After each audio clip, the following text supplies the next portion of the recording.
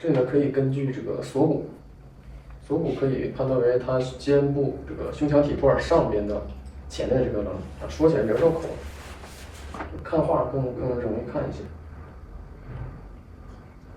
这个主要就是通过它的锁骨判断了这个体块上面这个边，那么这个上面的边往两侧延伸到这个位置，差不多是肩的位置，然后向后，然后再根据后边的这个边确定胸腔的厚度，然后再把该连的一连，这个胸腔的体块是确定了。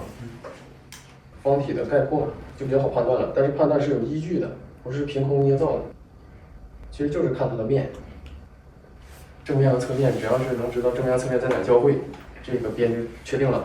根据它头的偏转的角度，确定它这个趋势，这个透视的方向，其他的边也就跟着出现了。刚刚好把它的头装在这个方体里，那这个方体就是比较契合它的特征的。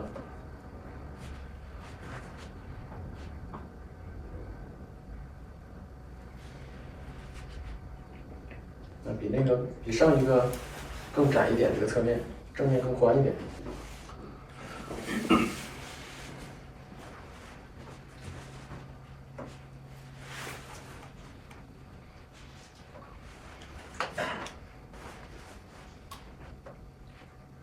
我们就用简单的方体来注释。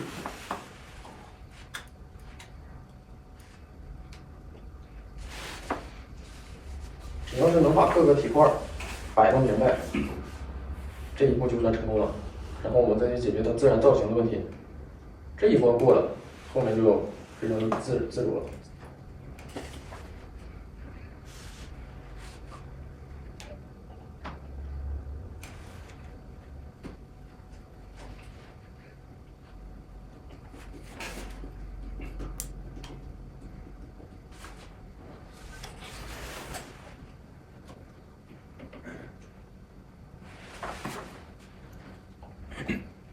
正面的中线，然后这里边的肩头的那个球体呢，也可以不画，然后腹部的这个软体块呢也可以不画，主要就是头、胸、胯还有四肢在空间中的这个状态。你像它这个，我们怎么来判断它的肩的顶面？就是还是不要锁定某一个这个局部，我感觉它哪里是它的顶面？肩峰这里面。肩峰这里感觉是它的顶面，那我就当一个面画过来，画到另一侧肩，这就是它的胸腔体块。然后这张呢，其实我们看不到它的肩峰，那么它的肩大概在什么位置？这个位置，这里呢可以根据这个锁骨，锁骨可以判断为它肩部这个胸腔体块上边的前面这个棱，说起来比较绕口。看画更容易看一些。这个主要就是通过它的锁骨判断了这个体块上面这个边，那么这个上面的边往两侧延伸到这个位置，差不多是肩的位置，然后向后，然后再根据后边的这个边确定胸腔的厚度，然后再把该连的一连，这个胸腔的体块是确定了。其实大家有个问题，最多的地方还是在如何去判断它的这个几个体块上面，几个体块的大小上面。有的时候直接画一个方体，好像对不上去，是不是？跟它这个人物出入感觉会比较大。你看这个也是，从这个位置开始，胸腔啊，胸骨这里是胸腔的朝向。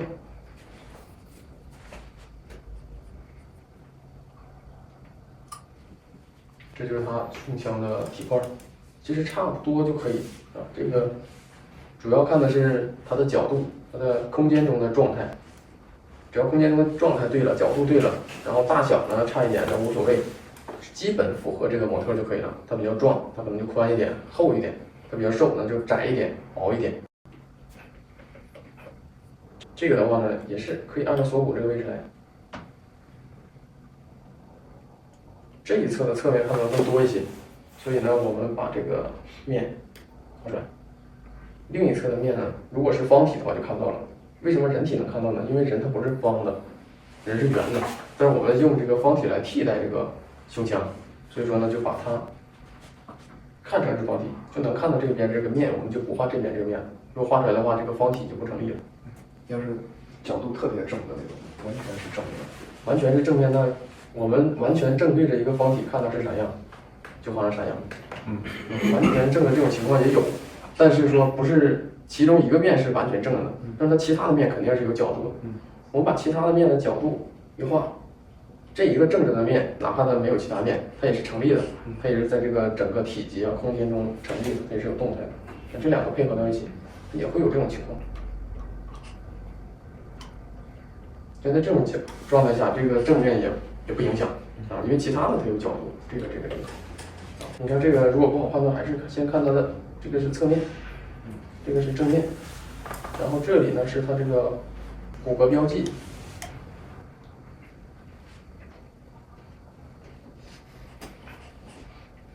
那个胯部体块就这样就可以了。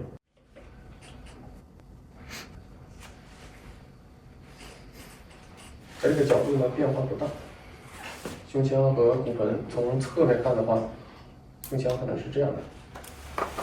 骨盆呢，大概是这样的一个状态。然后由于它有点这个屈腹部，所以说这两个位置呢离得比较近，这里离得比较近。然后具体胯的长度啊，基本上，比如说它这里是大转子啊，这里是耻骨联合，在这个大转子和耻骨联合稍微靠下一点的位置就可以。像它这个手臂呢，就是我们看到它的手臂。上面的面应该没有那么大，前臂略微朝前，所以说上面的面看不到，我们看到的是下面这个面。这是他的左腿，这是他的右腿，这是他的左小腿，